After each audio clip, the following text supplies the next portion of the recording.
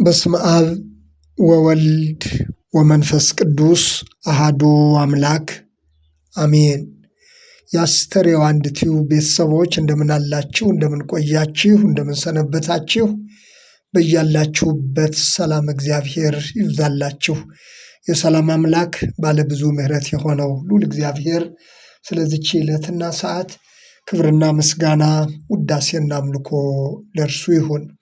በዓለ ጥምቀትና ወጣቱ እንደሚታወቀው የጥምቀት በዓል ሲደርስ ወጣቱ በነቂስ ወጥቶ ከፊሉ ምንጣፍ በማንጠፍ ከፊሉ በመሸከም ከፊሉ ሳር በመጎዝጎዝ ልዩ ልዩ አይነት መንፈሳዊ አገልግሎት የሚሰጥበት ወቅት ነው።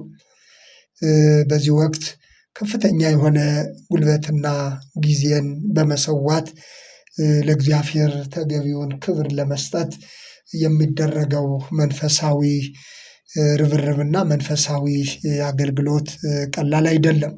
ጠቢቡ ሰሎሞን በመጽሐፈ መክብብ መጽሐፉ ላይ እንደተናገረው አንተ ጎበዝ በጉብዝና ወራት ደስ ይበልህ፣ የጭንቅ ቀን ሳይመጣ በጉብዝና ወራት ፈጣሪህን አስብ፣ ደስ አያሰኙኝም የምትላቸው ዓመታት ሳይደርሱ ፈጣሪህን አስብ ይላል። የጭንቅ ቀን ሳይመጣ በጉብዝና ወራት ፈጣሪህን አስብ፣ ደስ አያሰኙኝም የምትላቸው ዓመታት ሳይደርሱ ፈጣሪህን አስብ ይላል። በጉብዝና ወራት፣ በወጣትነት ወራት እግዚአብሔርን ማገልገል፣ እግዚአብሔርን መታዘዝ፣ እግዚአብሔር ደስ የሚሰኝበትን ስራ ሰርቶ ከእግዚአብሔር ዘንድ መንፈሳዊ በረከትን መቀበል እጅግ መታደል ነው። ስለዚህ እንዲህ አይነቱ አገልግሎት በሚሰጥበት ወቅት ብዙ ወጣት ከየነበረበት ከየሰፈሩ ወጥቶ ተገቢውን አገልግሎት እንደሚሰጥ ጉልበትና ጊዜውን ሁሉ ለዚህ አገልግሎት እንደሚያውል የሚታወቅ ነው። እንግዲህ አገልግሎት በሚሰጥበት ሰዓት ሁሉም ወጣት ግን በቤተ ክርስቲያን ውስጥ ይኖራል ማለት አይደለም።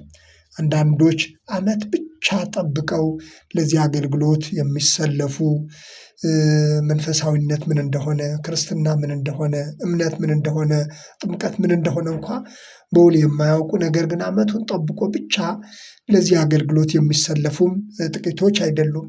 እንግዲህ እንዲህ አይነቱን ወጣቶች ደግሞ ኃላፊነት ወስዳ ዕለት ዕለት በሕይወታቸው በዘመናቸው ሁሉ ከአምላካቸው ከእግዚአብሔር ጋር እንዲኖሩ ወደ ንስሐ ሕይወት እንዲመለሱ አምላካቸውን እንዲያውቁ በመንፈሳዊ ሕይወት እንዲበረቱ መንፈሳዊነት ምን እንደሆነ፣ ክርስትና ምን እንደሆነ፣ እግዚአብሔርን መፍራት ምን እንደሆነ ማሳወቅና ማስተማር ደግሞ የቤተ ክርስቲያን ኃላፊነት መሆኑ የሚታወቅ ነው። ወጣቱ በነቂስ ወጥቶ ለዚህ አገልግሎት ሲሰለፍ ወደዚህ የመጣውን ወጣት ደግሞ በመንፈሳዊ ሕይወት ማርኮ በቤቱ በእግዚአብሔር ቤት ማስቀረት ደግሞ የቤተ ክርስቲያን ኃላፊነትና ድርሻ ይሆናል።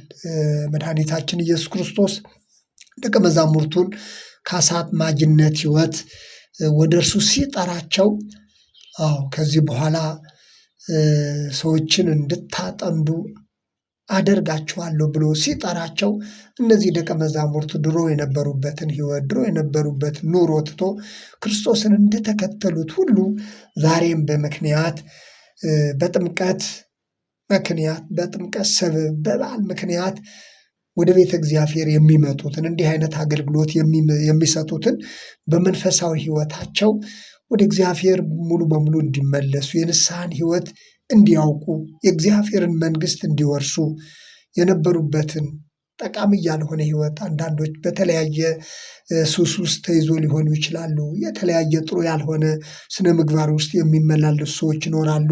እነዚህን ሁሉ በዚህ ምክንያት ደግሞ በእግዚአብሔር የመንግሥቱ ቃል የወንጌልን ቃል የእግዚአብሔርን የመንግሥት ወንጌል አስተምሮ ወደ ቤቱ ማምጣት ተከታታይ የሆነ ትምህርት እንዲያገኙና በቤቱ ጸንቶ እንዲኖሩ የማድረግ ደግሞ የቤተ ክርስቲያን ኃላፊነት መሆኑ የሚታወቅ ነው። ሐዋርያው ቅዱስ ጳውሎስ ለቲቶ በጻፈው ለመንፈስ ልዩ ለቲቶ በጻፈው መልእክቱ ላይ ጎበዞችም እንዲሁ ራሳቸውን እንዲገዙ ምከራቸው ይላል። ጎበዞችም እንዲሁ ራሳቸውን እንዲገዙ ምከራቸው በማለት ቲቶ ምዕራፍ 2 ቁጥር 6 ላይ የጻፈውን እናገኛለን። ራሳቸውን እንዲገዙ፣ ጎበዞችም ራሳቸውን እንዲገዙ። እንግዲህ ራስን መግዛት የመንፈስ ቅዱስ ፍሬ ነው። እንግዲህ ከመንፈስ ፍሬዎች መካከል አንዱ ራስን መግዛት ነው። እንግዲህ በዘልማድ በሆነ ሕይወት የሚመላለስ ሰው ቢኖር ራሱን እንዲገዛ፣ በመንፈሳዊ ሕይወት እንዲታነጽ፣ ድሮ ከነበረበት ተገቢ ያልሆነ ሕይወት ወጥቶ ወደ እግዚአብሔር እንዲመጣ የማድረግ ራስን የመግዛት መንፈሳዊ ፍሬ ማስተማር በመንፈሳዊ ሕይወታቸው ካደጉ ሰዎች እና ከቤተ ክርስቲያን ሰዎች የሚጠበቅ ነው ማለት ነው። ሐዋርያው ዮሐንስም በመልእክቱ እንዲህ ሲል የገለጸው ቃል አለ። ጎበዞች ሆይ ብርቱዎች ስለሆናችሁ የእግዚአብሔርም ቃል በእናንተ ስለሚኖር ክፉውንም ስላሸነፋችሁ እጽፍላችኋለሁ ይላል። አንደኛ ዮሐንስ መልእክት ምዕራፍ 2 ቁጥር 14 ላይ ጎበዞች ሆይ አለ፣ ብርቱዎች ስለሆናችሁ የእግዚአብሔርም ቃል በእናንተ ስለሚኖር ክፉውንም ስላሸነፋችሁ እጽፍላችኋለሁ። እንግዲህ ትልቁ ብርታት የሚገኘው መንፈሳዊ ጸጋ የሚገኘው ዓለምን የማሸነፍ መንፈሳዊ ኃይል የሚገኘው በቃሉ ውስጥ ነው። ብርቱዎች ስለሆናችሁ ካለ በኋላ የእግዚአብሔር ቃልም በእናንተ ስለሚኖር አለ። የእግዚአብሔር ቃልም በእናንተ ስለሚኖር ክፉውንም ስላሸነፋችሁ እጽፍላችኋለሁ። እንግዲህ ወጣቶች ካላቸው መንፈሳዊ ቅናት የሚችሉትን ያህል ሁሉ በጉልበታቸው በጊዜያቸው ቤተክርስቲያንን ለማገልገል እንዲህ አይነት ርብርብ ሲያደርጉ ካሉበት ባለማወቅ ካደጉበት ተገቢ ያልሆነ ስጋዊ እድገት፣ ስጋዊ ኑሮ ሁሉ ነፃ ወጥተው አምላካቸው እግዚአብሔርን በፍጹም ልብ በመንፈሳዊ ሕይወት ጭምር እንዲያገለግሉ፣ በመንፈሳዊ ሕይወታቸው እንዲበረቱ፣ የእግዚአብሔር ቃል በውስጣቸው ሆኖ ከዓለም ክፋት ሁሉ ነፃ እንዲወጡ የማድረግ ደግሞ የቤተ ክርስቲያን ኃላፊነት ነው ማለት ነው። ስለዚህ የጥምቀት በዓል እንግዲህ ከቃና ዘገሊላን ጨምሮ ብዙ ሰው በነቂስ ወጥቶ ታቦታቱን በማጀብ መንፈሳዊ አገልግሎት በመስጠት መንፈሳዊ አገልግሎት በመካፈል ብዙ ሰው ብዙ ዋጋ ይከፍላል። ነገር ግን በዚህ ሁሉ ዋናው ነገር ደግሞ በግል ሕይወታችን ወደ እግዚአብሔር በፍጹም ልብ የመቅረብና በንስሐ ሕይወት ወደ እግዚአብሔር የመመለስ ትልቁና ዋናው ነገር ነው። ጉልበትና ጊዜን ለእግዚአብሔር እንደምንሰጠው ያህል የምንችለውን ያህል የምንደክመውን ያህል በመንፈሳዊ ሕይወታችን ደግሞ ከእግዚአብሔር ዘንድ የሆነውን መንፈሳዊ ጸጋ ለመካፈል የእግዚአብሔርን ልጅ አግኝቶ በንስሐ ሕይወት ከእግዚአብሔር ጋር መኖርን መምረጥ የሚያስችለውን እውነት ደግሞ መማር ያስፈልጋል። መድኃኒታችን ኢየሱስ ክርስቶስ አንድ ሰው ወደ እርሱ ቀርቦ ይህንን አድርጌያለሁ፣ የሚቀረኝ ምንድን ነው ባለው ጊዜ እርሱን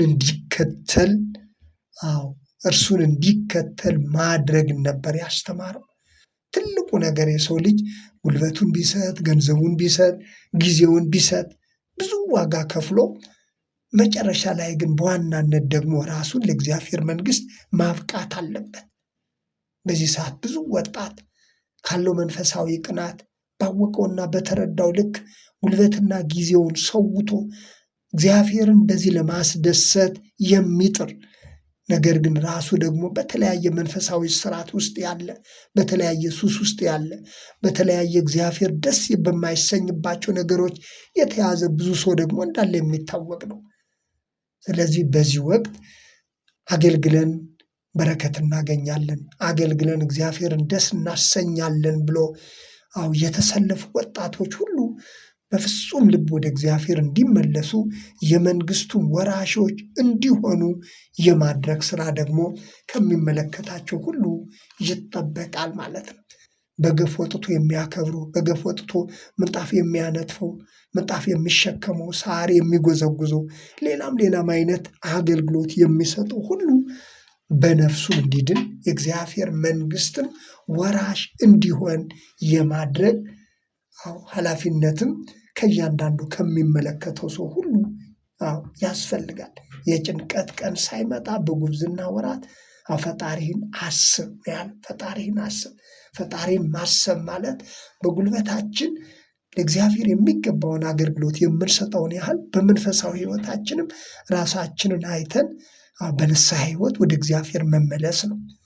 ዓመት ብቻ ጠብቀን ጉልበትና ጊዜን መስጠት ብቻ ሳይሆን በዕለት ተዕለት ሕይወታችን ሁሉ ፈጣሪን ማሰብ። ፈጣሪውን የሚያስብ ሰው ዕለት ዕለት ሁሉ ፈጣሪውን ያከብራል፣ ፈጣሪውን ይታዘዛል፣ ከፈጣሪው ጋር ይኖራል።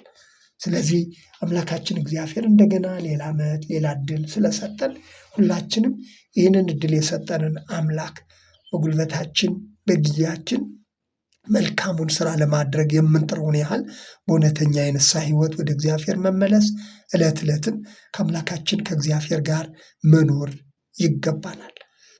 ስለዚህ ለጥምቀት እንደዚህ ግር ብለን ወጥተን ለጥምቀት አስፈላጊውን ነገር ሁሉ ለማድረግ የምንደክመውን የምንጥረውን ያህል በነፍሳችንም የዘላለምን ሕይወት ለማግኘት በሕይወታችንም በእግዚአብሔር መንግሥት ከእርሱ ጋር የመኖራችን ማረጋገጫ የሆነውን ንስሐ ገብተን በእግዚአብሔር መንግሥት ውስጥ መኖርን መምረጥ ይገባናል። ይህ ሁሉ የሚሆነው ደግሞ ዛሬ ነው።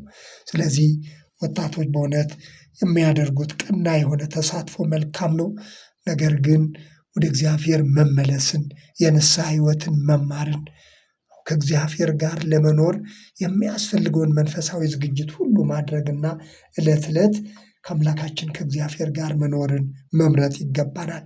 ዓመታዊ ክርስቲያን ዓመታዊ መንፈሳዊ ሰው መሆን ብቻ ሳይሆን ዕለት ዕለት በሕይወታችን ሁሉ መንፈሳዊ ዕለት ዕለት በመንፈሳዊ ሕይወታችን ሁሉ ክርስትናን የሚገልጽ ማንነት ሊኖረን ይገባል።